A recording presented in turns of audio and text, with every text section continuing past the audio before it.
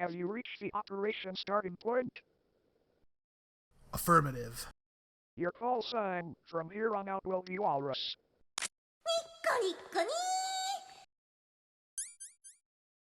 What the f- Pay no attention to them.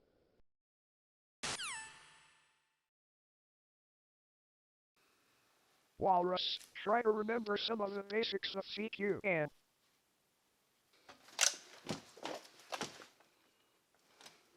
Commencing virtuous mission now.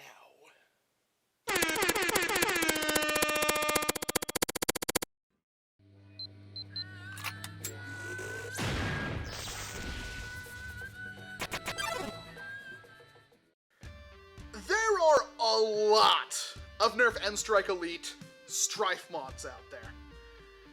No joke, it's the AR-15 of NERF. There's not only a ton of attachments and setups that you can do within the own NERF ecosystem with different optics and barrels and stocks and so forth and foregrips and gosh, there's a lot of attachment points on the Stryfe for a tiny pistol-looking blaster, but then you've got all of the aftermarket parts. And there are a lot of aftermarket parts. If you want your Stryfe to do a thing, there's probably something you can buy to make your Stryfe do a thing. Or so I thought. I had to dig really hard to complete this one, but to my knowledge, in my opinion, this is the Ultimastryfe mod. Thus I've called it the Ultimastryfe. I can't do anything more to this blaster without probably ruining it in some way. There's been a lot. It looks relatively normal. It's not. It looks sweet and innocent. It's not. This thing is a destroyer of worlds. This is the Ultimastryfe. Now I know what you're thinking. What makes this the Ultimastryfe? Good question, and we'll get there one by one, but we're going to start off with the externals of the blaster, which is, of course, this orange Xectre kit. Matches the orange of the blaster relatively easily. I don't have to paint it or do anything like that, and which is good, because it's a big, bright orange thing. It's kind of hard for it to be mistaken for a real firearm or anything like that. It looks like a toy. It also looks like the Atlas 45 from Call of Duty Advanced Warfare, but it still looks like a toy. It's perfectly safe to use in public. Little do they know of its destructive power. You will notice that there is no muzzle on it. I don't really like muzzle attachments all that much. I like my blaster to either have stupidly long barrels or really, really short ones. I'm kind of like an SMG or sniper rifle guy. I don't really like assault rifles all that much, so I cut this one off. It's nice and flush. But I know some of you are like, oh, I gotta have a barrel on mine, and for good reason. I mean, if you were to do something like shoot over cover or something like that, a barrel is nice to have, and also since we do basically nothing but hip firing in NERF anyway, the barrel makes it way easier to aim because you have more pointability with it, but I got you covered. There's this little thing I can just shove on the end here, and now I have a barrel, and it's orange, so it fits the actual scheme. It could be a different orange, looks kind of out of place being like that, but it still works relatively good. So if you need a, freaking barrel, it has it, it can do it. Of course, there are other barrels you can put on it, any of these ones. I just happened to modify this one to fit on there, and I'm quite happy with how that turned out. But of course, just the bottom of the Xectre kit, just some of the fill-in parts that come with that, nothing super crazy. Cosmetically, that's about it, except for this piece right here, which is just cut off from a modulus stock, just to fill in the stock attachment point. I can't think of a stock that will work back here, and you'll understand why. There is one that I kind of want to, I might ask the NERF Stryfe Light Take to send me one to test, but I don't think it will work for the purposes I have. Maybe, just maybe. I have a feeling I'd have to break it though. Just maybe. I'll get to why.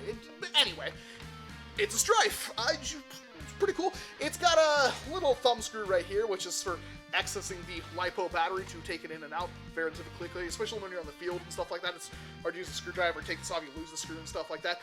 This, just undo it with your fingers, put it back in. Really, really simple. That's basically it for the external modifications. There's some other things you might have noticed, like this thing right here. Yeah. That is the Select Fire Kit. I've done a video on this, so this is not news to a lot of you, but if you did not know, the Select Fire Kit for the Stryfe is the single greatest thing you can have in any blaster pretty much ever. It's specifically made for the Stryfe. You could possibly make it work with other things, but it is relatively made to fit in a specific spot on the Stryfe, so I can't comment how it works in other things, but the Select Fire Kit is stupidly fun. It's got control buttons up here, it's got this right here, which you can activate with your thumb to switch between full auto, 3-shot burst, there we go, 3-shot burst, and of course, single fire, which is great. Notice I'm holding down the trigger, and then do that. And it's a mechanical 3-shot burst. Well, it's electronical mechanical, so it works a heck of a lot better than the regulator does. It makes the regulator a joke, and of course this thing is like absolutely nothing compared to the size of the regulator, so that makes me extremely happy. It is a pistol-ish, SMG, machine pistol-ish, whatever category you want to put it in, but it's that kind of blaster. I happen to like it a lot, and I guess the jam door. So the jam door's got a thing where if you open it, this voltmeter turns on. There's a voltmeter put up there from the Full Blast shop, which is really cool. It's activated by the micro switch in there, so yeah, you shut it, it turns off. Doesn't need to be on all the time because it's just a voltmeter. Only use it to check the voltage. I really like where that is because it just looks cool and it uses up another empty spot on the Stryfe itself. That's a lot of stuff. And yet, there's more. In the back, you will notice a thing. Looks kind of like a voltmeter. Kind of, sort of similar, same thing. And I can't really demonstrate this without putting a magazine in it. So here's a 10-round magazine. If you did not know, the 10-rounders that you can get, I believe these are with the Tri-Strike? Tri-Strike. These will fit in the Stryfe with the Chris Vector kit on, and it will be absolutely flush, which is awesome. But when I insert this magazine, ignore the actual number that's on the display. I can change that, but I am far too lazy. But that's an ammo counter. I'll say that one more time. That's an ammo counter. Built into a blaster that's this freaking small. There's no big warts, there's no big muzzle up here. It's all self-contained in this blaster.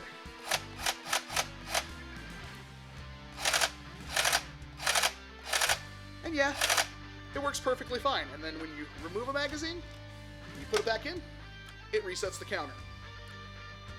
I can't tell you how this is not the coolest thing I have ever had. Ever. This blaster does everything. The only thing I wish it did was have a soundboard in it. And you know what? There's a spot. You see this like little tiny space right here? Right there? There's a little bit of room right there. I might be able to cram something else in it, but if you're talking about back here in the grip, anywhere else on this blaster, it's not gonna work. This ammo counter is one from Etsy. I keep forgetting the dude's name, and I'm not going to do another jump cut, so I'm just gonna put a link down in the description below and put the name up here digitally on the screen, Bob Ross style, so you can know what this is from, because I was looking for an ammo counter, and we all know of the ammocounter.com stuff, which is a really cool option if you're not a modder.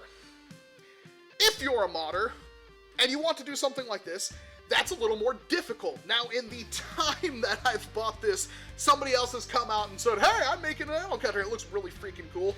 It looks a little bit cooler than this thing. I don't know how well it works. I don't have one, but they're now making them and selling them, apparently. I might have to try to get my hands on one. And this guy has told me that there's some plans in the work for his stuff as well, but this is freaking cool. When you're pointing this thing out, like you just, draw it, point it out at someone, maybe you're holding it two-handed. Again, no stock. If you can think of a stock that would fit back there, I'd love to know. I might have to build one, I don't know, but it works relatively well. Because you don't need to guess. There's no, looking through your magazine or anything like that. There's no having, the fifth dart being a different colored one. None of that. It's all relatively ready to go. You just point it, and it's good. Full auto, and it works perfectly fine. This thing is awesome. This is my favorite blaster, because I can't put it down. Because it's so compact and comfortable and cool, and has all these gadgets on it, and it works all in sync, and oh my gosh. And it was a pain to put together. Not only is there just not enough room in this for all of this stuff, but the ammo counter itself, I'm not a very clever man. So putting this together was a pain. But of course, none of that matters if the blaster doesn't perform. And does it? Oh heck yeah, it performs. Now, you will notice that it doesn't have any kind of 132 or 180 motors on this thing, no brushless setup, nothing like that. It is all a self-contained unit. And the performance is, in my opinion, more than acceptable. Is it the highest I've ever seen from a Stryfe? No. Does it need to be? No. For most of our wars, like we've had wars like 150 is a pretty popular FPS cap for wars. This hits around 150, 155, 140, stuff like that. It's really, really good. Kind of depends on what ammo you're using. The best part is that it's stupidly accurate. Now, these tests aren't really conclusive of that because I wasn't using the right darts. I was using the kind of waffle head darts that you can get. I used them because they were bright green and the easiest to see flying through the air, especially when they hit the ground, and that's why I kind of did this at sundown. But it worked really, really well for that. And of course, you have select fire mode, so if you want to kind of just take semi-auto, conserve your ammo, and maybe use like 1 or 2 shots for placement and then harass your targets or get lucky with that first shot hit at range, works pretty good. If you want to absolutely floor someone, you switch to 3-shot burst and you delete them, because you're basically unable to miss with a 3-shot burst.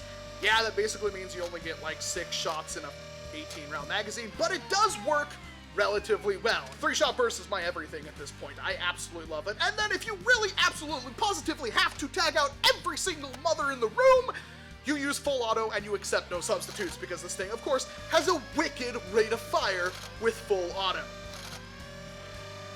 I love this blaster. It is my favorite thing, and I keep saying that about every other thing I parade in front of the camera, but I think I'm pretty consistent with this one, because when I did the review of the Select Fire kit, I was like, it's the coolest thing ever, and here I am months later, and it's still the coolest thing ever, to the point where I was actually really, really distraught and upset when I managed to break my Select Fire kit, stupidly try to cut out the Duracell part of the battery door to fit my LiPo in there. Yeah, I decided to do that with the PCB and everything for the Select Fire kit still in there, and I managed to scratch the back of the board, and it completely killed the Select Fire kit. And I was really upset, and Fatty Botch G came to my rescue and sent me an entire new one. And then I took it to a war, and it didn't work. I forgot to screw in the motor mount. So I killed the whole gear and pinion on that one. Thankfully, he sent me a whole new kit because I had spares at that point, and I managed to cobble together this thing. And I am exceedingly happy with it. I don't know of what else I could do. The only thing is I have this little bit of space right in here. Right there, there's this lump in the magazine well that is perfectly acceptable of putting some kind of board in there. I don't know what. One thing I wanted to try to do was take the thermal sight from Blvd, cut it down and stick it, kind of have the sensors up here, have the board over here, and then have the plexiglass right here, and just have the LED pointing at it, so it'd have kind of like a ghost sight. That would be really cool. I tried to experiment with that, and of course I broke it trying to desolder everything. At least I think I broke it. It still technically works, but it only turns red and blue. Green doesn't show on, and all the commands are all messed up. I don't know if I can fix it. I'll probably try later, but that's the thing. Soundboard might be a thing as well, because I really want this thing to go. Yeah, because that would just be awesome. If you can think of anything else to shove in this Stryfe, I'd love to hear it down in the comment section below. I don't think it's possible. There's not a whole lot of room left. But if you can think of anything else to make the Ultimastryfe better, I'd love to hear it. And yes, Ultimastryfe was cut out with a Cry-Cut. It's like a CNC vinyl cutter thing that Mr. Sonic sent me that I love more than my liver now. But that's it. I'm Walcom S7. Thank you very much for watching this video. And of course, I hope to see you in an entirely freaking different one.